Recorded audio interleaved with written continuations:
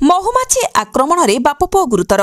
ଅନୁଗୁଳ ଜିଲ୍ଲା ନାଲକୋ ଥାନା ଅନ୍ତର୍ଗତ ନାଲକୋ କଲୋନୀରେ ଥିବା 3 ନମ୍ବର ଗେଟ୍ ସାମ୍ନାରେ ମହୁମାଛି ଆକ୍ରମଣରେ ବାପ ପୁଅ ଗୁରୁତର ହୋଇଛନ୍ତି। ସୂଚନା ମୁତାବକ ସ୍ୱସ୍ତିକ ବିଶ୍ୱାଳ ନାଲକୋରେ ଥିବା ସିନିୟର ଡିପିଏସ୍ ସ୍କୁଲରେ ଅଧ୍ୟୟନ କରନ୍ତି। ଆଜି ଦିନ 1:30 ସମୟରେ ଛୁଟି ହେବା ପରେ ବାପା ଲଳିତ ବିଶ୍ୱାଳଙ୍କ ସହିତ ସ୍କୁଟିରେ ଆସୁଥିବା ବେଳେ ଠିକ୍ 3 ନମ୍ବର ଗେଟ୍ ପାର ହେବା ମାତ୍ରେ ମହୁମାଛି ଆକ୍ରମଣର ଶିକାର ହୋଇଥିଲେ। ବାପ ପୁଅ ଜୀବନ ବିକଳରେ ଖସିଯିବା ପାଇଁ ଚେଷ୍ଟା କରିଥିଲେ ମଧ୍ୟ ଯାଇପାରି ନଥିଲେ। ଶହ ଶହ ଲୋକ ରୁଣ୍ଡ ହୋଇଥିଲେ ମଧ୍ୟ ସମସ୍ତେ ଦେଖଣାହାରି ସାଜିଥିଲେ। ଦେବଦୂତ ସାଜି କ୍ଷୀରୋଦ ସାମଲ ସାହସ ଜୁଟାଇ ଏକ ପାଲ ଘୋଡ଼ାଇ 2 ଜଣଙ୍କୁ ଉଦ୍ଧାର କରି ନାଲକୋ ମେଡିକାଲକୁ ପଠାଇଥିଲେ। 2 ଜଣଙ୍କ ଅବସ୍ଥା ଗୁରୁତର ହେବାରୁ ସେମାନଙ୍କୁ ପ୍ରାଥମିକ ଚିକିତ୍ସା ପରେ ଭୁବନେଶ୍ୱର ଘରୋଇ ହସ୍ପିଟାଲକୁ ପଠାଇ ଦିଆଯାଇଛି। ଗତବର୍ଷ ସେହି କଲୋନୀ ମଧ୍ୟରେ ମହୁମାଛି ଆକ୍ରମଣରେ ଜଣେ ମହିଳା ଗୁରୁତର ହୋଇଥିବାର ନଜିର ରହିଛି।